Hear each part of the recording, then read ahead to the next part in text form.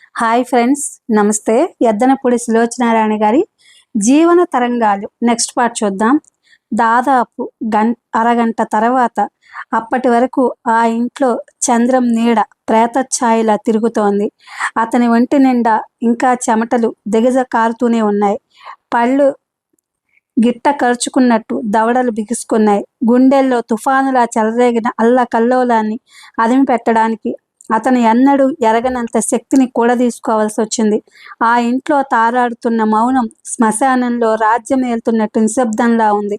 ఆ ఇంట్లో కొద్దిసేపటి క్రితం హఠాత్తుగా ప్రవేశించిన మృత్యువు అతని ప్రతి కదలికను జాగ్రత్తగా పరిశీలిస్తుందేమోననే విపరీతమైన ఊహ అతని గుండెలు వణికేలా చేస్తోంది. తన కాళ్ళను చుట్టేసుకుని పిచ్చిదానిలా తల కొట్టుకుంటూ ఏడుస్తున్న లావణ్యను బలవంతంగా లేవదీసి తీసుకువచ్చి డైనింగ్ టేబుల్ దగ్గర కూర్చోబెట్టాడు. లావణ్య ఇంకా దుఃఖం ఆగని దానిలా పమిటి చెంగు నోటికి అడ్డు పెట్టుకుని ఏడుస్తూనే ఉంది. ఇంట్లో ఏదైనా పెట్టె ఖాళీగా ఉందా లావణ్య? బొంగురుపోయిన కంఠంతో అడిగాడు చంద్రం. ఉంది, నా గదిలో బీరువా మీదే, ఏడుస్తూనే జవాబిచ్చింది. అతను ఏం అడిగాడో, తను ఏం జవాబు చెప్పిందో లావణ్యకి బొత్తిగా స్పృహ లేదు. తండ్రి తన చేతుల్లోనే చనిపోయాడనే భయంకరమైన సత్యం లావణ్య కళ్ళ ముందు ఇంకా పెనుభూతంలా కనిపిస్తూనే ఉంది. కన్న తండ్రి స్వయంగా తన చేతులతో ఇంత ఘోరం ఎక్కడైనా ఉంటుందా? లావణ్య శరీరం కంపించిపోతున్నట్టుగా మాటికి జల్లరించసాగింది. చంద్రం లావణ్య గదిలోకి వెళ్ళాడు. గాడ్రేజ్ బీరువా మీద చిన్న లెదర్ సూట్ కేస్ ఖాళీగా కనిపించింది. చంద్రం దాన్ని తీసుకుని వేణుగోపాలరావు గారి గదిలోకి వచ్చాడు. ఇనప్పెట్ట దగ్గరకు వెళ్ళి కొద్దిగా తెరిచినట్టున్న నగలు అరని యువతలకి లాగాడు. దగదగలాడుతూ మెరుస్తున్న రకరకాలుగా ఉన్న ఆ నగలు క్షణంసేపు అతని కంటికి తన భవిష్యత్తుని కాటేయబోతున్న భయంకరమైన త్రాచుల్లా వాటి పిల్లల్లా మెలికలు తిరుగుతూ కదలాడుతున్నట్టు కనిపించాయి. ఇక్కడికి తను వచ్చిన ఉద్దేశం వేరు, జరిగిన సంఘటన వేరు. చంద్రం మనసులో కలుగుతున్న సంకోచం అంతా వదిలించుకుని ఆ నగలన్నీ పెట్టెలో సర్ది మోతేశాడు. తర్వాత ఒక్క నిమిషం ఈ గదిని ఏ స్థితిలో వదిలిపెడితే బాగుంటుందా అన్న ఆలోచనతో గదంతా కళ్ళతో కలయి చూస్తూ క్రింద పెదవి కొరుకుతూ నిలబడ్డాడు. అతని దృష్టి మంచం ప్రక్కన మూటలా విరిగిపోయిన వేణుగోపాలరావు గారి మీద నిలిచింది. 5 నిమిషాలు కనుబొమ్మలు ముడిచి దీర్ఘంగా ఆలోచించాడు. ఆ తర్వాత వేణుగోపాలరావు గారి దగ్గరకు వచ్చాడు. ఆయన్ని లేవనెత్తి మంచం మీద పడుకోబెట్టాడు.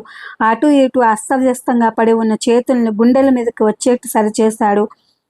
అసహజంగా బోర్లా చాపినట్టు కాళ్ళు కనిపించకుండా రగ్గు తీసి నడుం వరకు కప్పాడు.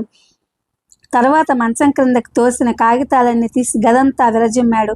ఇనపెట్టి అరల్లాగి క్రింద పడేశాడు. దాని మూత బార్లా తెరిచి వదిలేశాడు. డ్రాయర్ దగ్గరకు వెళ్ళి దాని అరల్లాగి అందులో ఉన్న కాగితాలు, పుస్తకాలు కెలికి వదిలేశాడు. 5 నిమిషాల్లో చకచక ఈ పనంతా ముగించిన అతను గది గుమ్మం దగ్గరికి వెళ్ళి అక్కడ నిలబడి అప్పుడే ఆ గదిలో కడుగుపెట్టిన అగంతకునిలా గదిని పరీక్షగా చూశాడు. గదంతా చిందరవందరగా ఉంది. ఇనప్పెట్టె తెరిచి అరల క్రింద పడి ఉన్నాయి. కాగితాలు గది నిండా విరజిమ్మి ఉన్నాయి. చూసి చూడగానే ఆ గదిలో దొంగతనం చేయబడినట్టు తెలిసిపోతోంది. ఈ గదిలో ఇంత జరిగినా ఆయన నిద్రపోతూ ఉండడం విచిత్రంగా అనిపిస్తుంది. దగ్గరగా వెళ్ళిన తర్వాత కానీ ఆయన మృతుడైనట్టు తెలియదు. చంద్రం మళ్ళీ గది మధ్యకు వచ్చాడు. క్రింద పడి ఉన్న తన జేబు రుమాల్ని, టైని తీసుకుని జేబులో పెట్టుకున్నాడు. ఈ గదిలో చాలా చోట్ల తన వేలి ముద్రలు పడి ఉంటాయని అతనికి గుర్తుకొచ్చింది. ఏ ప్రదేశాల్లో తను తాకాడని అనుమానం వచ్చినా ప్రతి చోట జేబు రుమాలతో తుడిచాడు. ఒకవేళ కనిపించినా పర్వాలేదు అనే ధైర్యం కలిగింది. తనని పట్టుకోవడం ఎవరికీ సాధ్యం కాదు. తనని అవసరమైతే 7 సముద్రాల మధ్య ఒంటి స్తంభపు మేడలో దాచినట్టు ఎవరికంటా పడకుండా మాయం చేయగల నేర్పు తన పైవాళ్లకు ఉంది. నగలు పెట్టిన తీసుకుని యువతలకు వచ్చేస్తున్న అతను ఒక్క క్షణం మంచం దగ్గర ఆగి చనిపోయాడంటే నమ్మశక్యం కాని వేణుగోపాలరావు గారి ముఖం వైపు తదేకంగా రెప్పవాల్చకుండా చూశాడు. అతని కడుపులో దుఃఖం లాంటిది సుడి తిరిగింది. అర్థం కాని బాధతో దేవినట్టయింది. మెడ చుట్టూ సన్నని తాడుతో ఎవరో బిగించినట్టుగా ఊపిరి ఆడక ఉక్కిరిబిక్కిరి అయిపోయినట్టుగా అయింది. చాలా విచిత్రమైన అనుభూతి అది. తనలో ఎందుకు లాంటి స్పందన అయినా ఎంత చిత్రం! ఆ రోజు సికింద్రాబాద్ స్టేషన్లో ఈయన దగ్గర నగ కొట్టేయబోయి పట్టుబడిన క్షణం ఎంత అనూహ్యమైంది. మళ్ళీ ఈయన కూతురుతో పరిచయం రావడం, ఒక విధంగా మరణానికి తాను కూడా కారణం అవడం కేవలం విధి వైపరీత్యం కాకపోతే ఏమిటి? తన వశం తప్పి విరక్తిగా వైరాగ్యంగా అయిపోతున్న మనసుని ఒక చిన్న భుజాల కుదుపుతో స్వాధీనంలోకి తెచ్చుకున్న చంద్రం అక్కడ నుంచి కదిలి గది తలుపు చేరవేసి బయటకు వచ్చేశాడు. మందార పువ్వులా ఎర్రబడిన కళ్ళతో బిక్కముఖంతో చూస్తున్న లావణ్య డైనింగ్ టేబుల్ దగ్గర నుంచి పరిగెత్తుకుంటూ వచ్చి అతని చేయి పట్టుకుంటూ చిన్నపిల్లల అమాయకంగా అడిగింది. జేమ్స్, నిజం చెప్పు, నన్ను పోలీసులు పట్టుకుంటారు కదూ? కన్న తండ్రిని చంపిన పాతకిని అందరూ నా ముఖం మీద ఉమ్మేస్తారు కదూ? జేమ్స్, దేవుడి సాక్షిగా నిజం చెప్తున్నాను. ఆయనంటే విసిగేసేది, చిరాకేసేది నిజమే. కానీ చంపాలన్నంత ద్వేషం నాకెప్పుడూ కలగలేదు. ఆ ఊహ కలల్లో కూడా నా మనసులోకి రాలేదు. ఇది ప్రమాదవశాత్తు జరిగిపోయింది. భయంతో మతిపోయిన నేను ఏం చేస్తున్నానో గుర్తించలేకపోయాను. జేమ్స్, కనీసం నువ్వైనా నన్ను నమ్ముతావు కదూ? లావణ్య కళ్ళ నిండా పొంగులా ఊబికిన నీళ్లు బుగ్గల మీదకి ధారగా జారసాగాయి.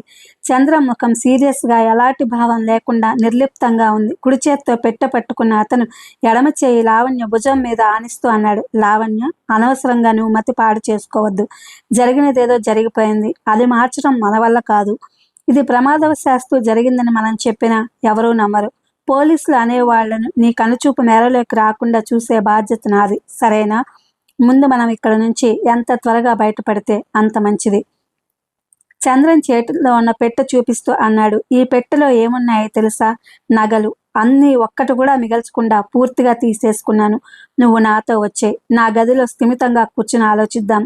ఇంట్లో ఎవరో దొంగతనానికి వచ్చి ఆయన చంపేశారనే అపోహ కలిగిద్దాం. పద, మీ ఇంటి ప్రహరీ గోడని ఆనుకుని పెరటి వైపు చిన్న సందు ఉంది కదూ అంటూ లావణ్య రెక్క పట్టుకుని దారి తీశాడు. అదే ఇంకో సమయంలో అయితే, ఎన్నడూ మా ఇంటికి రానివాడివి, నీకు మా పెరటి గోడ వైపు ఎన్నో సందు ఉందని ఎలా తెలుసు అని అంటూ ఆశ్చర్యపోయి ఉండేది. కానీ ప్రస్తుతం చావు బ్రతుకుల సమస్యలాంటి ప్రమాదంలో ఉన్న లావణ్యకి ఆ సంగతే గుర్తుకు రాలేదు. ఇద్దరూ పెరటి తలుపు తెరుచుకుని దొడ్లోకి వచ్చారు. దొడ్లో ఆవరణ అంతా సపోటా, మామిడి, పనస మొదలైన చెట్ల నీడ చిక్కగా పరుచుకుని ఉన్నాయి. ప్రహరీ గోడ దగ్గర రాగానే చంద్రం హఠాత్తుగా అప్పుడే ఏదో గుర్తుకొచ్చిన వాడిలా ఆగిపోయాడు. లావణ్య, ఉండు, నువ్వెక్కడ నిలబడు, నేను ఇప్పుడే వస్తాను. వీధి తలుపు గడియ తీసేసి ముందు హాల్లో లైట్ వేసి వస్తాను. మనం వెళ్ళిన తర్వాత ఈ ఇంట్లో ఎవరు అడుగు పెడతారో వాళ్ళ చావు మూడుతుంది అంటూ పెట్టె లావణ్య చేతికిచ్చి సమాధానం కోసం చూడకుండా పరుగులాటి నడకతో వెళ్ళిపోయాడు. లావణ్య స్థాణువులా నిలబడింది. ఈ పరిస్థితుల్లో అతని వెంట ఇలా పారిపోవడమే ఉత్తమంగా అనిపిస్తోంది. తన జీవితంలో ఇంత భయంకరమైన మలుపులున్నాయని తెలిస్తే ఎప్పుడో ముక్కు మూసుకుని ఈ కాస్త ప్రాణం వదిలేసి ఉండేది. తండ్రి గుర్తుకు రాగానే లావణ్య శరీరం మరోసారి జలధరించింది. చంద్రన్ తిరిగి వచ్చాడు. లావణ్య పెట్టె అతని చేతికిస్తూ హఠాత్తుగా స్పృహ వచ్చిందనలా అంది. జేమ్స్, ఒక్క నిమిషం ఉండు, నేను కూడా ఇప్పుడే వస్తా. నా గదిలో బీరువాలో నగలున్నాయి, అవి కూడా తెచ్చేస్తాను. త్వరగా రావాలి సుమా, హెచ్చరించాడు. ఒక్క నిమిషంలో వచ్చేస్తాను. లావణ్య వెళ్ళబోయింది. జేమ్స్ ఆపుతూ అన్నాడు. అయితే చూడు, నేను ముందు వెళ్ళి వీధి చివర నా కోసం వెయిట్ చేస్తున్న ట్యాక్సీని ఈ సందు చివరికి తెచ్చి ఆపుతాను. నువ్వు త్వరగా వచ్చే, వీలైతే ఆ చీర మార్చి నల్ల రంగు చీర ఏదైనా ఉంటే కట్టుకో. అంతా నిమిషాల మీద జరగాలి. లావణ్య అలాగేనన్నట్లు తల ఊపింది. చంద్రం గోడెక్కాడు. అటువైపు దిగబోయే ముందు వెనక్కి తిరిగి మళ్ళీ ఆగాడు. నేను వెళ్ళగానే మళ్ళీ ఏడుస్తూ కూర్చోవుగా. నువ్వు రావడం ఆలస్యమైతే నేను మళ్ళీ తిరిగి రావాల్సి వస్తుంది. ఓహో, అవసరం లేదు, నేను వచ్చేస్తాను. అప్పుడప్పుడే కాస్త తేరుకుంటున్న లావణ్య దృఢంగా అంది. చంద్రం ఒక్కసారి చుట్టూ కలిగి చూసి మెల్లగా అవతల వైపుకు జారాడు. థ్యాంక్ గాడ్, ఆ వైపు వలస అందరి ఇళ్లకి పెరటి వైపు గోడ ఉంది. అన్ని ఇళ్లల్లోనూ ఎత్తైన చెట్లున్నాయి. చంద్రం దట్టంగా ఉన్న చెట్ల నీడల్లోంచి జారిపోతూ వెళ్ళిపోతున్నట్టుగా నడవసాగాడు. ఈ శాంతిపురం పూర్వం ఒక పెద్ద తోటగా ఉండేది. దాని యజమాని అయిన ముస్లిం యువతి పాకిస్తాన్ వెళ్ళి అక్కడ స్థిరపడడానికి నిర్ణయించుకుని ఇక్కడ ఉన్న ఇల్లు, తోట అమ్మకానికి పెట్టింది. ఆవిడ లాయరు. తోటని తోటగా అమ్మే కంటే ఫ్లాట్స్గా విభజించి ఇళ్ల స్థలాలుగా అమ్మితే చాలా లాభం వస్తుందని సలహా ఇచ్చారు. తోటని ఫ్లాట్స్గా విభజించారు. ఇదంతా అమ్మేస్తున్నారని తెలిసిన ఆ తోటమాలి ఆ తోటని ఆశ్రయించుకుని బ్రతుకుతున్న మరో 2-3 కుటుంబాలు కలిసి వచ్చి తాము పుట్టినప్పటి నుంచి ఈ గడ్డ మీద బ్రతికామని, తమ కుటుంబాలని మాత్రం వెళ్ళగొట్టి నిరాశ్రయుల్ని చేయవద్దని గోల పెడుతూ ఆవిడ కాళ్ళ మీద పడ్డారు. సహజంగా ఆవిడ దయాద్ర హృదయ అయిన ఆవిడ వాళ్ళకి ఒక వరంగా ఈ ఇళ్ల స్థలం కేటాయించి మిగతాది అమ్మింది. తర్వాత అక్కడ చాలా మంచి భవనాలు, వెళ్ళబరుస్తున్నట్టుండే ఆ ఇళ్ల మధ్య ఇలా పూరి గుడిసెలో ఉండడం ఎవరికీ నచ్చలేదు. ఆ పూరిపాక వాళ్ళను అక్కడి నుంచి లేవగొట్టాలని ఎంతగానో ప్రయత్నించారు. కానీ ఎవరికీ సాధ్యం కాలేదు. ఆ గుడిసెలో ఉన్నవాళ్ళు అప్పుడప్పుడు ఏ రోడ్డు కూలీలుగానో, కాంట్రాక్టుగా పని దొరికినప్పుడు కుటుంబాలతో వెళ్ళిపోయి 2 వారాలు తర్వాత ఇక్కడికి తిరిగి వస్తుంటారు. అందువల్లే ప్రస్తుతం ఆ ఊళ్ళో ఎవరూ లేరు. చంద్రం ఆ గుడిసెల మధ్య నుంచి మెయిన్ రోడ్డు మీదకు వచ్చాడు. సింగ్ వెయిట్ చేస్తున్న టాక్సీ దూరంగా నిలబడి ఉంది. టాక్సీ అపరిచిత ప్రయాణికుడిలా కేక పెట్టాడు. సింగ్ తిరిగి చూశాడు. చంద్రం చేయి ఊపాడు. సింగ్ టాక్సీని మెల్లగా బ్యాక్ చేసుకుంటూ చంద్రం దగ్గరకు తీసుకొచ్చి ఆపాడు. చంద్రం చొప్పున లోపలికి ఎక్కాడు. సింగ్ వెంటనే కారు స్టార్ట్ చేయబోయాడు. సింగ్, మనం ఒక 10 నిమిషాలు వెయిట్ చేయాలి. Yes sir. సింగ్ డోర్ తెరిచి క్రిందకి దిగాడు. టాక్సీ ముందుకు వచ్చి బోనెట్ ఎత్తి లోపల ఏదో చెడిపోయినట్టు దాన్ని బాగు చేయసాగాడు. వీధిలో వెళ్లే వాళ్ళెవరైనా చూస్తే రోడ్డు మీద పెడుతున్న టాక్సీ ఆగిపోయినట్టుగా, డ్రైవర్ రిపేర్ చేస్తున్నట్టుగా కనిపిస్తోంది. చంద్రన్ తల తిప్పి గుడిసెల వైపు చూశాడు. లావణ్య ఇంకా రావడం లేదు. చేతి గడియారం చూసుకున్నాడు. తను వచ్చి 3 నిమిషాలైంది. తను వచ్చిన సందువైపు అసహనంగా, ఆదుర్దాగా లావణ్య రాక కోసం ఎదురు చూడసాగాడు. లావణ్య గబగబా లోపలికొచ్చింది. బీరువాలో నుంచి నల్లటి చీర, జాకెట్ తీసి ధరించింది. నగలన్నీ తీసి బ్యాగ్లో వేసుకుంది. ఆఖరిసారి అన్నట్టు ఆ గదంతా కలయి చూసింది. లావణ్యకి పెద్ద పెట్టుని ఏడుపు ముంచుకొచ్చేసింది. అయిపోయింది. ఈ ఇంటికి తనకి రుణం తీరిపోయింది. పొంగులా ఊపికి రాబోతున్న దుఃఖాన్ని ఎలాగో బిగపట్టుకుని లావణ్య లైట్ తీసేసి తలుపు మూసేసి యువతలకు వస్తోంది. ఇంతలో క్రింద నుంచి రాధా అన్న పిలుపు వినిపించింది. వచ్చిన వ్యక్తి ఇంకెవరూ కాకుండా రోజా కావడంతో లావణ్యకి కాస్త ప్రాణం తిరిగి వచ్చినట్టయింది. రోజా అయితే భయపడాల్సింది అంతగా ఏమీ లేదు. అయినా సమయం కాని సమయంలో రోజా రావటం ఎంత విచిత్రం. రోజా రాధ కోసం 2 మార్లు పిలిచి అలవాటుగా దగ్గరగా వేసి ఉన్న వేణుగోపాలరావు గారి గది తలుపులు తెరిచి లోపలికి వెళ్ళింది. లావణ్య 2 చేతులు కట్టెన గుడ్డని బిగుసుకుపోయినంత గట్టిగా పట్టుకున్నాయి. ఊపిరి బిగబట్టి నాలిక తడారిపోతుండగా ఒళ్ళంతా చెవులు చేసుకుని వేచి చూడసాగింది. 2 నిమిషాలు గడిచాయి. రోజా కెవ్వుమన్న అరుపు నిశ్శబ్దాన్ని చీల్చుకుంటూ ఇల్లంతా ప్రతిధ్వనించింది. ఆ అరుపు వినగానే లావణ్యకి పోతున్న ప్రాణం తిరిగొచ్చినట్టుగా అయింది.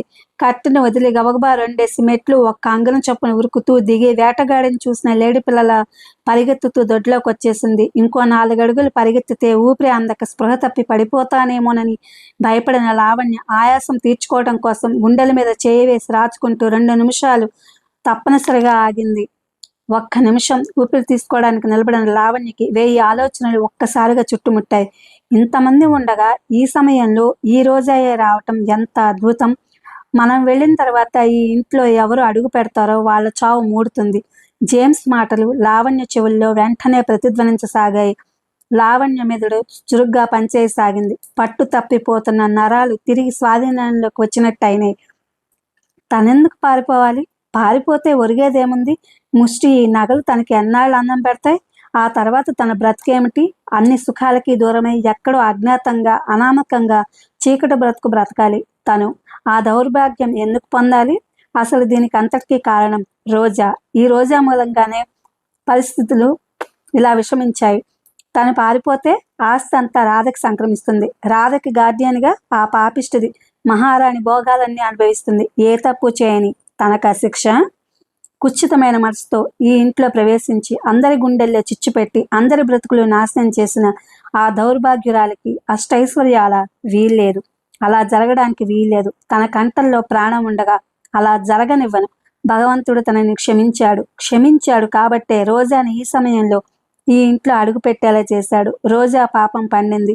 రోజాకి చావు మూడింది. రోజా పట్ల ద్వేషం, పగ, కసి ముప్పిరిగొన్న లావణ్యకి గుండె ధైర్యం వచ్చేసింది. ఇందులో భయపడాల్సింది ఏమీ లేదు. కాస్త మెలకువగా చురుగ్గా ప్రవర్తిస్తే చాలు. తనకేం తెలియనట్లు ఇప్పుడిప్పుడే వచ్చినట్లు వీధి గుమ్మంలో నుంచి వస్తుంది. తండ్రి మరణం అప్పుడే చూసినట్టు చూస్తుంది. తన చేతులతో తనే స్వయంగా రోజాని పోలీసులకు అప్పగిస్తుంది. లావణ్య కళ్ళ ముందు అనేక దృశ్యాలు గిరగిరా తిరగసాగాయి. రోజాని పోలీసులు పట్టుకోవటం, చేతులకు బేడీలు వేసి తీసుకెళ్లటం, ఉరి శిక్ష లేకపోతే కనీసం కారాగార శిక్ష వేయడం అన్నీ చకచక కళ్ళ ముందు కదలాడాయి. తను చేసిన నేరం రోజా మెడకి తగిలించవచ్చనే అవకాశం కళ్ళెదుట కనిపిస్తున్న లావణ్యకి శరీరంలో కొత్త రకం రక్తం వేగంగా ప్రవహిస్తున్నట్టయింది. ఆ రక్తంలో ప్రవహిస్తున్న నిర్భీతి, మొండితనం, తెగింపు ఈ 3 కలిసి లావణ్యలో కొద్దిసేపటి క్రింద కలవరపెట్టిన పిరికితనాన్ని రూపు లేకుండా పారదోలినాయి. లావణ్య మెల్లగా లోపలికి వచ్చేసి పెరటి తలుపులు మూసేసింది. సందర్చి ఉన్న జేమ్స్ తన కోసం వెయిట్ చేస్తున్నాడన్న విషయం గుర్తుకొచ్చింది. ఉండని కొద్దిసేపు చూసి అతనే వెళ్ళిపోతాడు. వీధి వాకిట్లో నుంచి వచ్చినట్టు లావణ్య తండ్రి గది గుమ్మం దగ్గరకు వచ్చి నిలబడింది. గదిలో అయోమయంగా పిచ్చిదానిలా ఆయన కాళ్ళు చేతులు కదుపుతూ ఆయనలో ఇంకే మూలైనా కాస్త కొనవూపిరైనా ఉందేమోనని వెర్రిదానిలా చూస్తున్న రోజు అడుగుల చప్పుడు వినగానే తలెత్తి చూసింది. గుమ్మంలో లావణ్య కనిపించగానే లావణ్య, నాన్నగారు అంటూ ఏడుస్తున్న వచ్చి చిన్నపిల్లల లావణ్యని హత్తుకుపోయింది. ఒక్క క్షణం లావణ్య అప్రయత్నంగా రోజాని గుండెలు కదుముకుంది. దుఃఖపు తెర గొంతులోకి తన్నుకొచ్చేసింది. కానీ అంతలోనే తమాయించుకుంది. రోజాని ఒక్క తోపుతో విసురుగా అవతలికి నెట్టింది. తండ్రి మంచం దగ్గరికి వెళ్ళి ఆయన్ని చూసింది. ఎలాంటి చలనం లేకుండా నిశ్చలంగా కొయ్యలా ఉన్న శరీరం చూడగానే లావణ్య వెన్నెముక జలదరించింది. క్రింద పడిన కాగితాలని తెరచి ఉన్న ఎనపెట్టని అప్పుడే చూసినంత విచిత్రంగా చూసింది. భయం నటించింది. ఆదుర్దా ప్రకటించింది. వెంటనే 2 చేతులు గుండెల మీద పెట్టుకుంటూ, అమ్మో, నగలు, దొంగతనం, కూని అంది బిగ్గరగా. రోజా లావణ్య దగ్గరకు పరిగెత్తుకొచ్చింది. అవును లావణ్య, ఎవరో ఈ ఇంటి దొంగతనానికి వచ్చారు. వాళ్లే నాన్నగారిని ఏదో చేశారు. లావణ్య రోజాకి అభిముఖంగా తిరిగింది. అంబు మొనల్లాంటి చూపులతో చూస్తూ 2 చేతులు జాచి కంఠం గట్టిగా పట్టుకుంటూ, నువ్వే నువ్వే నువ్వే ఇదంతా చేశావు. ఈ ప్లాన్ మనసులో పెట్టుకునే మా ఇంట్లో పని మనిషిగా చేరావు. రాక్షసి, మేము ఎవరం ఇంట్లో లేక నీకు ఇది మంచి అవకాశంగా కనిపించింది. దొంగతనం చేసి ఆయన చంపి మెల్లగా జారుకుందామని చూసావు. నీ అదృష్టం బద్దలైంది. సమయానికి నేను వచ్చాను. రోజా బలంగా పెనుగులాడి ఎలాగో అతి కష్టం మీద లావణ్య చేతులు వదిలించుకుని విదిలించేసింది. లావణ్య, నీకు మతిపోయిందా? నాకేం తెలియదు. నేనిప్పుడే వచ్చాను. నేను వచ్చేసరికే ఇలా ఉంది. రోజా వారిస్తున్నట్టుగా, భయపడుతున్నట్టుగా, బ్రతిమలాడుతున్నట్టుగా అంది. లావణ్య వినిపించుకోలేదు. రోజా చేతులు పట్టుకుని ఏడవసాగింది. రోజా లావణ్య చేతులు వదిలించుకోవడానికి పెనుగులాడింది, కానీ సాధ్యం కాలేదు. లావణ్య చేతులకి పిచ్చి బలం వచ్చేసింది. రోజాని తోస్తూ, ఈడుస్తూ, లాగుతూ తండ్రి గది బయటకు లాక్కు వచ్చింది. లావణ్య, నా మాట విను. నువ్వు పొరబడుతున్నావు. రోజా లావణ్య చేతులు వదిలించుకోవడానికి విశ్వ ప్రయత్నం చేస్తూ అంది. లావణ్య వినిపించుకోలేదు. 1000 ఏనుగుల శక్తి వచ్చిందానిలా రోజాని తండ్రి గది ప్రక్కనున్న గెస్ట్ రూమ్లోకి తోసి తలుపులు మూసి బయట గడియ పెట్టేసింది. లావణ్య తలుపు తీ. రోజా తలుపులు బాదుతూ అంది. తీస్తాను, పోలీసులు వచ్చిన తర్వాత, కసిగా జవాబు చెప్పింది. లావణ్య, నన్ను బయటకు రాని. లావణ్య, నిజం చెప్తున్నాను. భగవంతుడు సాక్షిగా ఒట్టేసుకుని చెప్తున్నా, నాకేం తెలియదు లావణ్య. లావణ్య రోజా పిలుపులు లక్ష్య పెట్టలేదు. రోజాని ఆ గదిలో ఖైదుగా బంధించిన తర్వాత గుండెల మీద పెద్ద బరువు దింపుకున్నట్టయింది. ఒక్కసారిగా ఊపిరి పీల్చుకుంది. ముఖం నిండా అలముకున్న చిరు చెమటలు కొంగుతో తుడుచుకుంది. లావణ్య తర్వాత అట్టే ఆలస్యం చేయలేదు. పైకి పరిగెత్తుకెళ్ళి బ్యాగ్లో పెట్టుకున్న నగలన్నీ తీసి బీరువాల యథాస్థానంలో ఉంచేసింది. గబగబా క్రిందకి దిగి వచ్చింది. తండ్రి గదిలోకి వెళ్ళి ఫోన్ తీసి కంపిస్తున్న వేళ్లతో నెంబర్ డయల్ చేసింది. హలో. అవతల నుంచి సరస్వతమ్మ గారి కంఠం వినిపించింది. ఆంటీ. ఎవరు? లావణ్య. అవునా ఆంటీ. గొంతులోకి ఏడుపు తెచ్చుకుంటూ అంది. ఏమిటమ్మా? నాన్నగారు వస్తానన్నారు, రాలేదే? అవును ఆంటీ, మీ దగ్గరకు వస్తానని బయలుదేరి మానేశారు. ఇంట్లోనే ఉండిపోయారు. నేను పార్కుకు వెళ్ళాను ఆంటీ. నేను తిరిగి వచ్చేసరికి లావణ్య ఒక్కసారిగా బావురుమంది. లావణ్య, ఏమిటది? ఏమైంది? కంగారుగా అడిగింది ఆవిడ. ఆంటీ, నాన్నగారు. లావణ్య ఏడుస్తూ మాటల్ని మళ్ళీ మింగేస్తుంది. నాన్నగారు. ఏమిటమ్మా, ఏమైంది? నిన్నేమైనా అన్నారా? ఊహు. గుండెల్లో మళ్ళీ నొప్పి వచ్చింది ఆయనకి. లేదా ఆంటీ, ఆయన పోయారు. ఆ, ఏమిటి? అయ్యో రామా, ఉండు ఒక్క నిమిషం, మీ బాబాయిని పిలుస్తాను అని ఆవిడ ఇదిగో ఏమండి, కొంప మునిగింది, చప్పున ఇలా రండి అంటూ అరవడం వినిపించింది. లావణ్య బయట కొంగు తీసి అందులోకి గట్టిగా చీరింది. ఆయన వచ్చారు. రిసీవర్ తీసుకుని, ఏమిటమ్మా లావణ్య, నిజమా అన్నాడు గాబరాగా. అవును అంకుల్, నేను పార్కు నుంచి వచ్చేసరికి ఇంట్లో రోజా ఒక్కతే ఉంది. రాధా, డ్రైవర్ ఎవ్వరూ లేరు. ఇనప్పెట్టె తెరిచి ఉంది. నగలు, డబ్బు ఏవీ లేవు. నాన్నగారు మంచం మీద ప్రాణం లేకుండా ఉన్నారు. ఏమిటేమిటి? లావణ్య వెక్కుతూ అంది. అంకుల్, ఇదంతా నాకేదో పీడకలలా ఉంది. మీరు ఆంటీ ఇద్దరూ త్వరగా రండి. నాకు చాలా గాబరాగా ఉంది. భయంతో ప్రాణం పోయేట్లుగా ఉంది. ఇప్పుడే 10 నిమిషాల్లో వస్తాను. ఆయన ఫోన్ పెట్టేయక ముందు మళ్ళీ అడిగారు. లావణ్య, ఇంకెవరికైనా ఫోన్ చేశావా? లేదు, మొదట మీకే చేశాను. మొట్టమొదటి నాకు మీరే గుర్తుకొచ్చారు. సరేలే, మంచి పని చేసావు. ఇప్పుడే వస్తాం. మేము వచ్చే వరకు నువ్వు అక్కడ ఏ వస్తువులు ముట్టుకోకు. అట్లాగే అంకుల్, ఎంతో నమ్రతగా చెప్పింది లావణ్య. లావణ్య గదిలో నుంచి బయటకు వచ్చింది. రోజాని బంధించిన గదిలో నుంచి ఎలాంటి శబ్దము లేదు. సరస్వతమ్మ గారు ఆయన రాగానే ఏ విధంగా చెప్పాలో లావణ్య పాఠం వల్లించుకోసాగింది. 1కి 10 సార్లు మననం చేసుకుంది. 15 నిమిషాలు 15 యుగాల్లా గడిచాయి. లావణ్య వీధి తలుపు తీసి పైకి బెడ్రూంలోకి పరిగెత్తి అక్కడ చీటీలో నిలబడి సరస్వతమ్మ గారి కారు కోసం ఎదురు చూడసాగింది. చీకటిలో నిలబడి సరస్వతమ్మ గారి రాక కోసం ఎదురు చూడసాగింది. 2 కార్లు ఇంకెవరివో ఇంటి ముందుకు దాటిపోయినాయి. లావణ్యకి ఈ సస్పెన్స్ భరించలేనట్లుగా భయంకరంగా ఆ ఎదురు చూడటం నరాలు కోస్తున్నంత యాతనగా ఉంది. ఓ కారు వచ్చింది. లావణ్య ఆశగా చూసింది. అది ఇంటి ముందుకు రాగానే స్లో అయి మలుపు తిరిగి గేట్ లోపలికి వచ్చేసింది. లావణ్యకి ప్రాణం లేచి వచ్చింది. మెరుపులా క్రిందకు పరిగెత్తుకొచ్చి తలుపు తెరిచింది. అప్పటికే భార్యాభర్తలిద్దరూ లోపలికి వస్తున్నారు. ఇద్దరు ముఖాలు ఆదుర్దాగా ఆందోళనకి ప్రతిరూపాల్లా ఉన్నాయి. సరస్వతమ్మ గారిని చూడగానే లావణ్య ఆంటీ అంటూ వెళ్ళి ఆవిడని కరుచుకుపోయింది. మరుక్షణంలో అంతకు ముందే ఆలోచించుకున్నట్టుగా స్పృహ తప్పిపోయిన దానిలా చేతులు వేలాడేసి ఒరిగిపోయింది. అయ్యయ్యో, మూర్చిపోయినట్లుందండి అంది ఆవిడ. కంగారుగా వేలాడిపోతున్న లావణ్యని ఆయన క్రింద పడకుండా పట్టుకున్నారు. ఇద్దరూ ఆమెని తోడుపట్టి లోపలికి తీసుకొచ్చి సోఫాలో పడుకోబెట్టారు. సరస్వతమ్మ గారు లావణ్య తలని ఒళ్ళో పెట్టుకున్నారు. మాధవరావు గారు వేణుగోపాలరావు గదిలోకి వెళ్ళి చూసి వచ్చారు. నిజమేనా అడిగింది ఆవిడ. నిజమేనన్నట్టు తలూపారాయన. ఆయన ముఖం రక్తవిహీనమైంది. కళ్ళల్లో నీళ్లు కూరుకుంటున్నాయి. వేణుగోపాలరావు గారు ఆయనకి చిరకాల మిత్రులు.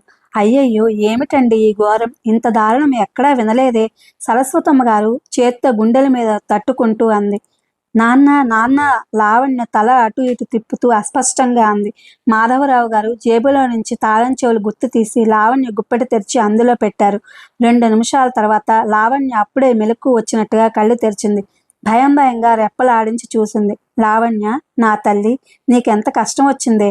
మా అమ్మ ఇలాంటి ఘోరం ఇంతవరకు ఎక్కడా చూడలేదే మా అమ్మ అంటూ సరస్వతమ్మ గారు నిజమైన దుఃఖంతో లావణ్య తలని ఎత్తి గుండెలకి హత్తుకుంది. ఆవిడ ఒళ్ళో తలపెట్టుకుని పడుకున్న లావణ్య అతి నీరసంగా నూతిలో నుంచి మాట్లాడుతున్నట్టుగా ఇలా చెప్పింది. అంకుల్, నాన్న మొదట మీ ఇంటికి వస్తానని బయలుదేరి ఎందుకో మానేశారు. ఇంటికి ఈ విషయం ఫోన్ చేద్దామంటే గదిలో ఆయన ఉండడం వల్ల వీలు కాలేదు. నేను ఒక్కదాన్ని ఇంట్లో కూర్చోవడం విసిగేసి అలా పార్కుకి వెళదామని బయలుదేరాను. కారు విషయంలో నాకు నాన్నగారికి పేచీ వచ్చింది. నేను కారు వాడుకోవడం లేదు. రిక్షాలో నేను పార్కుకి వెళ్తుంటే నా ఫ్రెండ్ ఒకతను కనిపించాడు. రిక్షా దిగి అతనితో అతని కారులో అతని రూమ్కి వెళ్ళాను. అక్కడ కూర్చుని మాట్లాడుతుంటే పొద్దుపోయింది. అతను నన్ను ఇంటికి తీసుకొచ్చి బయటే డ్రాప్ చేసి వెళ్ళిపోయాడు. లోపలికి రాలేదు. ఎందుకంటే నాన్నగారికి అతనంటే పడదు. నేను అతనితో కలిసి తిరిగానని తెలిస్తే చంపేస్తానన్నారు. నేను మెల్లగా నడుచుకుంటూ లోపలికి వచ్చాను. ఇంట్లో లైట్లు వేసే ఉన్నాయి. ఎలాంటి శబ్దము లేదు. వీధి తలుపులు తోసి చూస్తే వేసి ఉంది. నాకు అర్థం కాలేదు. నేను పెరటి వైపు వచ్చాను. తలుపు తీసే ఉంది. నాకెందుకో భయంగా అనుమానంగా తోచింది. మెల్లగా లోపలికి వచ్చాను. రోజా నాన్నగారి గది నుంచి యువతలకు వచ్చింది. మనిషి కంగారుగా పరిగెత్తడానికి సిద్ధంగా ఉన్నట్లుగా ఉంది. నేను పేరు పెట్టి పిలిచాను. నన్ను చూడగానే గాబరా పడిపోయింది. తలుపులన్నీ ఎందుకిలా మూసేసి ఉన్నాయని అడిగితే జవాబు చెప్పకుండా వత్తరమంది. రోజా వాలకం చూడగానే నాకు బాగా అనుమానం వేసింది. మళ్ళీ మేము ఎవరమైనా ఇంట్లో లేకుండా చూసి ఏదైనా ఎత్తుకుపోతుందేమోనని అనుకున్నానే గాని మరీ ఇంత దారుణం జరిగిందని అనుకోలేదు. లావణ్య 2 చేతులు ముఖం మీద ఆనించుకుని ఏడవసాగింది. లావణ్యకు ఎదురుగా సోఫాలో కూర్చుని ఉన్న మాధవరావు గారు లావణ్య చెప్పిన ప్రతి మాట అత్యంత శ్రద్ధగా ఒక్క అక్షరం పొల్లిపోకుండా వింటున్నారు. తర్వాత ఏమైంది అన్నారు ఆదుర్దాగా. తర్వాత నేను రోజా చేయి పట్టుకున్నాను. ఎందుకిలా దొంగలా నక్కి వెడుతున్నావని నిలదీశాను. రోజా సమాధానం చెప్పలేదు. నా చేతిలో చేయి విడిపించుకోవాలని పెనుగులాడింది. నేను చేయి వదలకుండా నాన్నగారి దగ్గరకు ఈడ్చుకు వచ్చాను. ఆయన్ని అడిగి విషయం ఏమిటో తెలుసుకుందామనుకున్నాను. గదిలో అడుగు పెట్టేసరికి నా మతి పోయింది. ఇనపెట్టె తెరిచి ఉంది. కాగితాలు క్రింద పడేసి ఉన్నాయి. నాన్నగారు మంచం మీద నిద్రపోతున్నారు. ఇక్కడ ఇంత జరిగినా ఆయన అలా నిద్రపోతున్నారా అని ఆశ్చర్యపడ్డాను. దగ్గరకు పోయి చూసేసరికి నాకు భయం వేసింది. నా గుండె లాగిపోయినాయి. ఈ లోపల రోజా నా చేయి విడిపించుకుని పరిగెత్తింది. నాకేమైందో తెలియదు. కానీ ఆ అమ్మాయి వెంట పడ్డాను. చీర కొంగు అందింది. అది దొరకపుచ్చుకున్నాను. ఇద్దరం అదిగో అక్కడ పెనుగులాడాం. రోజా నా కంఠం పిసకబోయింది. ఎలాగో తప్పించుకున్నాను. నాకు భయంతో పిచ్చి బలం వచ్చేసింది. రోజాని కొట్టి ఆ గదిలోకి తీసి తలుపులు గడియ పెట్టాను. నగలు పోవడం, నాన్నగారు చనిపోవడం, ఇదంతా నాకింకా పీడకలలా ఉంది అంకుల్. ఇది అబద్ధమని చెప్పండి. నాకు మెలకువ తెప్పించండి. మీకు పుణ్యం ఉంటుంది. బావురుమంది. ఏమిటి? ఇప్పుడు ఆ అమ్మాయి ఆ గదిలో ఉందన్నమాట. సరస్వతమ్మ గారు ఆ గదివైపు చూస్తూ విస్తుపోయినట్లుగా అడిగింది. ఏది? ఎలాంటి శబ్దం లేదే. ఆయన లేచి ఆ గదివైపు వెళ్ళబోయారు. ఏమండి, మీరు ఆగండి. అలా వెళ్ళి తలుపు తెరిచేస్తారా? దాని చేతుల్లో కత్తే ఉందో పిస్టలే ఉందో వీళ్ళు అన్నీ దగ్గర పెట్టుకునే వస్తారండి. ఆగండి, మీరు తలుపులు తెరవకండి. సరస్వతమ్మ గారు కంగారుగా అరిచింది. ఆయన క్షణంసేపు ఆగి తల ఊపి తిరిగి వచ్చేశాడు. ఇప్పుడేం చేయడం? ఆలస్యం అవుతున్న కొద్దీ ఇది అక్కడ ఏం విషమిస్తుందనని భయపడుతున్న ఆవిడ భర్తను హెచ్చరిస్తున్నట్టుగా అడిగింది. చేసేదేముంది? వెంటనే పోలీసులకి రిపోర్ట్ ఇవ్వడమే. వాళ్ళు రాగానే జరిగిందంతా చెప్పేయాలి. పోలీసుల మాట వినగానే లావణ్య ముఖం పాలిపోయింది. వాళ్ళు వస్తే ప్రశ్నలతో చంపేస్తారు. వాళ్ళ అనుమానాలతో ప్రాణాలు తోడేస్తారు. ఉన్న మతి కూడా పోతుంది. కానీ వద్దనడానికి మళ్ళీ సాహసం చాలలేదు. వాళ్ళకే తన మీద అనుమానం వస్తుందేమోనని భయం వేసింది. ఆయన ఫోన్ చేయడానికి వెళ్ళబోతూ ఆగి లావణ్య వైపు తిరిగారు. లావణ్య, ఇప్పుడు నువ్వు చెప్పిందంతా నిజమేనా? మళ్ళీ ఇందులో ఏ కాస్తైనా అసత్యం ఉందని రుజువైతే ఇది మనందరి మెడలకి చుట్టుకుంటుంది. లేదంకుల్, అంతా నిజమే చెప్పాను, హీనస్వరంతో అంది లావణ్య. మాధవరావు గారు ఫోన్ చేయడానికి గదిలోకి వెళుతుండగా వెనక నుంచి అంకుల్ అంటూ నీరసంగా పిలిచింది. ఏమిటి? ఆయన వెనక్కు తిరిగారు. ఇలా రండి. ఆయన దగ్గరగా వచ్చాడు. ఆయన వైపు దీనంగా చూస్తూ బేలగా అంది లావణ్య. అంకుల్, మీరు నా తండ్రి లాంటి వారు. ఈ సమయంలో అబద్ధం చెప్పడం మంచిది కాదు. నేను ఫ్రెండ్ అని చెప్పానే, అతని గురించి బయటకు చెప్పడానికి వీల్లేదు. మేమిద్దరం మళ్ళీ కలుసుకున్నామని తెలిస్తే అతని భార్య చాలా గొడవ చేస్తుంది. నాతో మళ్ళీ మాట్లాడితే చెల్లెలి చేత డైవర్స్ ఇప్పిస్తానని ఆవిడ అన్నగారు అప్పుడే అన్నారు. ఆయన అంటే అతనికి చాలా భయం. ఒకవేళ మీరేమైనా అతన్ని రుజువు కోసం అడిగితే నేను అతని దగ్గరికి రాలేదని బుకాయిస్తాడేమో. నా కోసం అనవసరంగా అతని కుటుంబం విచ్చిత్తు చేసుకోడు. భగవాన్, నేను వెళ్ళక ఈరోజే అతని దగ్గరకు వెళ్ళాలా? ఎంత దురదృష్టం! లావణ్య సరస్వతమ్మ గారు 2 చేతులు పట్టుకుంది. ఆంటీ, ఇవి చేతులు కావు, కాళ్ళనుకోండి. నాకేం తోచటం లేదు. ఆంటీ, చేతులు కావు, కాళ్ళనుకోండి. నాకేం తోచటం లేదు. పోలీసులు వస్తే భయంతో ఒకదానికొకటి చెప్తానేమో. వాళ్ళు నన్ను అనుమానించరు కదా. మా నాన్నకి నాకు మధ్యనున్న మనస్పర్ధలు ఊరంతా తెలుసు. ఇదంతా నా మూలంగానే జరిగిందని అనుకోరు కదా. అసలు ఇలా నా మీదనే పోతుందని ఆ రాక్షసి ఇలా తెగించిందేమో. ఆంటీ, మీకు పుణ్యం ఉంటుంది. నేను చేయని తప్పు నా మెడకి చుట్టనివ్వకండి. నాకు అమ్మైనా నాన్నైనా మీరే. ఈ గొడవల్లో నుంచి నన్ను బయటకి లాగే భారం మీదే. లావణ్య ఏడుస్తూ ఆవిడ గుండెలకు కరుచుకుపోయింది. లావణ్య చెప్పిన ఈ మాటలు వినగానే భార్యాభర్తలిద్దరూ ముఖాలు చూసుకున్నారు. లావణ్య చెప్తున్న ఈ ఫ్రెండ్ ఎవరో వాళ్ళకి తెలిసిపోయింది. అతను డాక్టర్ కిషోర్ అయి ఉంటాడు. అతనికి లావణ్యకి ఈ మధ్య జరిగిన గొడవ, కిషోర్ భార్య పిల్లల్ని తీసుకొచ్చి వేణుగోపాలరావు గారి ముందు చేసిన రాద్ధాంతం వాళ్ళు ఎరుగున్నారు. అయితే ఈ విషయం గురించి ఆలోచించాల్సిందే. ఆయన వచ్చి మళ్ళీ కూర్చుంటూ ఆలోచించారు. అనుభవంతో తలనిలిసిన ఆయనకి ఎందుకో గాని లావణ్య చెప్పిన మాటలు హృదయాన్ని కదిలించలేదు. లావణ్య చెప్పిన ఈ కథంతా సత్యమేనన్న నమ్మకం ఏర్పడడం లేదు. ఇందులో ఎక్కడో ఏదో అబద్ధం అజ్ఞాతంగా ప్రతిధ్వనిస్తోంది. తను చెప్పిన ప్రతి మాట ఎదుటి వాళ్ళ హృదయాల్లో ఎలాంటి భావం రేకెత్తిస్తుందో లావణ్య చురుగ్గా గమనించడం ఆయన దృష్టిని దాటిపోలేదు. ఏదో ఒకటి ఆ అమ్మాయి ఆపదలో పడకుండా చప్పున ఆలోచించండి అంది సరస్వతమ్మ గారు. తన భార్యకి లావణ్య పట్ల మమకారం ఆయన ఎరగనిది కాదు. ప్రస్తుతానికి లావణ్య తరపున నిలబడ్డానికి ఆయన నిర్ణయించుకున్నాడు. మోకాళ్ళ మీద మోచేతులు ఆనించి అరచేతుల్లో గడ్డం పెట్టుకుని కొద్దిసేపు సుదీర్ఘంగా ఆలోచించి ఆయన చివరికి ఇలా అన్నాడు. చూడు, నువ్వు ఎక్కడికి వెళ్ళలేదు. ఏ ఫ్రెండ్ని కలవలేదు. ఇంట్లో ఏం తోచకపోలే. సరే మా ఇంటికి వచ్చావు అంతే. మేము నిన్ను దింపడానికి ఇంటికి వచ్చాం. వీధి తలుపులు మూసి ఉంది. లోపల లైట్లు వెలుగుతున్నాయి. పిలిస్తే ఎవరూ పలకలేరు. దొడ్డు వైపు నుంచి మనం ముగ్గురం వచ్చాం. దొంగలా పారిపోతున్న రోజాని మనం ముగ్గురం కలిసి పట్టుకున్నాం. సరేనా? మిమ్మల్ని ఎప్పుడు అడిగినా ఇదే మాట చెప్పాలి, తెలిసిందా? భార్యని కూడా ఉద్దేశించి చూస్తూ అన్నారు ఆయన. ఇద్దరు అలాగే అన్నట్టు తల ఊపారు. ఆయన మళ్ళీ లేచారు. ఎవరికి చేస్తారు ముందు ఫోను? సరస్వతమ్మ గారు అడిగింది. ఇంకెవరికి? మన నారాయణకే. వాడైతే నయం, ఇదంతా ఏదో తికమకగా ఉంది అన్నారు ఆయన. నారాయణ సరస్వతమ్మ గారి చెల్లెలి కొడుకు, డిఎస్పీగా చేస్తున్నాడు. ఈ మధ్యనే ట్రాన్స్ఫర్ అయి ఇక్కడికి వచ్చాడు. మాధవరావు గారు వెళ్ళగానే లావణ్య సరస్వతమ్మ గారి గుండెల్లో ముఖం దాచుకుంటూ అంది. ఆంటీ, నాకున్నదంతా మీరు తీసేసుకోండి, నన్ను మాత్రం వదలొద్దు. నాకు ఈ ప్రపంచంలో మీరు తప్ప ఇంకెవరూ లేరు.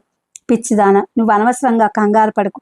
నేను అనేదాన్ని ఈ ప్రపంచంలో బ్రతుకుండగా నీ మీద ఈగ కూడా వాలదు, వాళ్ళనివ్వను నేను, సరేనా? సరస్వతమ్మ గారు లావణ్య వెన్నునిమురుతూ దృఢంగా అన్నారు. మరో గంటలో ఆ ఇంటి వాతావరణం అంతా రకరకాల కార్లతో, పోలీస్ జీప్స్తో, అంబులెన్స్తో నిండిపోయింది. ఇసుక వేస్తే రాలనంతగా కిటకిటలాడుతూ జనం గుమిగూడారు.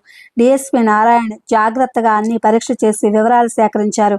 అతను ఆ ఇంట్లో అడుగు పెట్టగానే మాధవరావు గారే ఎదురెళ్లారు. అతను అడిగిన ప్రశ్నలన్నిటికీ ఆయనే జవాబు చెప్పారు. ఈ గంటలో లావణ్యకు 2 సార్లు ఫిట్స్ వచ్చినాయి. ఆ అమ్మాయి ఏడుపు చూస్తుంటే చూసేవాళ్ల గుండెలు తరుక్కుపోతున్నాయి. నారాయణ అంతా పరీక్ష చేసి తర్వాత రోజా బంధించి ఉన్న గది తలుపులు తెరవపోయాడు. రోజా దగ్గర ఎలాంటి ఆయుధాలు ఉన్నాయేమోనని సరస్వతమ్మ గారు పదే పదే హెచ్చరించడంతో నారాయణ ఎందుకైనా మంచిదన్నట్టు డిటెక్టివ్ని సినిమాలో చాలా 2 పోలీసులతో తలుపులు తీయగానే మెరుపులా పక్కకి తొలగి నిలబడ్డారు. కానీ అతను ఊహించినట్టుగానే గది లోపల నుంచి బాణంలో ఎవరూ దూసుకురాలేదు. నారాయణ పిస్టల్ గురి చూపిస్తూ జాగ్రత్తగా లోపలికి అడుగు పెట్టాడు. రోజా కిటికీ దగ్గర అటువైపు తిరిగి నిలబడింది. చేతుల్లో ఏ వస్తువు లేదు. ఆ అమ్మాయి నిలబడిన తీరు, నటనో యథార్థమో అర్థం కాని నారాయణ పిస్టల్ చూపిస్తూనే హ్యాండ్స్ అప్ అన్నాడు. రోజా మెల్లగా వెనక్కి తిరిగింది. హ్యాండ్స్ అప్ రెండోసారి అరిచాడు నారాయణ. రోజా ఏ చేతులు ఎత్తలేదు. ఎంతసేపటి నుంచో ఆ తలుపులు తెరవడం కోసం ఎదురు చూస్తున్న దానిలా మెల్లగా గుమ్మం వైపు నడవసాగింది. ఆగు, గద్దించినట్టుగా అన్నాడు నారాయణ. రోజా ఆగలేదు. అతని మాటలు చెవుల్లో పడనట్టే వెళ్ళసాగింది. నారాయణ పోలీసులకు సౌంజ్ఞం చేశాడు. పోలీసులిద్దరూ దగ్గరగా వెళ్లారు. ఒకతను రోజా చేతులు పట్టుకుని బేడీలు తగిలించాడు. రోజా కాదనలేదు, వ్యతిరేకించలేదు, ఎదురు తిరగలేదు. నారాయణ రోజా దగ్గరగా వచ్చారు. మీరు ఈ ఇంటికి ఎన్నింటికి వచ్చారో చెప్పగలరా అన్నాడు. గుర్తులేదు, నెమ్మదిగా అంది రోజా. మీరు వచ్చేసరికి ఆయన ఏం చేస్తున్నారు? గుర్తులేదు. మీరు వచ్చేసరికి ఇంట్లో ఎవరెవరున్నారు? రోజా ఆగింది. గుర్తు చేసుకుంటున్నట్టుగా ఆలోచించింది. నారాయణ ఆశగా చూశాడు. గుర్తులేదు. తల తిప్పుతూ అంది. నారాయణ రోజాని పరీక్షగా చూశాడు. రోజా దృష్టి సరిగ్గా లేదు. గాఢ నిద్రలో ఉన్న మనిషి లేచి నడుస్తున్నట్టుగా చూస్తున్నట్టుగా ఉంది. ఈ అమ్మాయి షాక్ తింది. స్పృహ లేదు సరిగ్గా అన్నాడు నారాయణ. సింగినాదం, అంతా నటన, 2 వాయిస్తే సరి, అన్ని స్పృహలు వస్తాయి అంది సరస్వతమ్మ గారు. రోజా చెవుల్ని ఈ మాటలు పడ్డాయో లేదో కానీ ఎలాంటి అనుభూతి లేదు. కళ్ళు గాజు గోడల్లా శూన్యంలోకి చూస్తున్నట్టుగా ఉన్నాయి. రోజా అరెస్ట్ అయింది. అక్కడంతా బాగా అన్ని పరీక్షలు చేసిన నారాయణ వివరాలు నోట్ చేసుకుంటూ మాధవరావు గారితో, ఈ దొంగతనంలో, ఈ హత్యలో ఈ అమ్మాయి ఒక్కతే కాదు, మరో వ్యక్తి చేయి కూడా ఉంది. అతను పురుషుడు. ఆ వ్యక్తి ఎవరో, ఈ అమ్మాయికి తనకి ఎలాంటి సంబంధం ఉందో ముందు తెలియాలి అన్నాడు. ఇది ఫ్రెండ్స్, ఎద్దనపూడి సులోచనారాణి గారి జీవన తరంగాలు. Thank you for watching.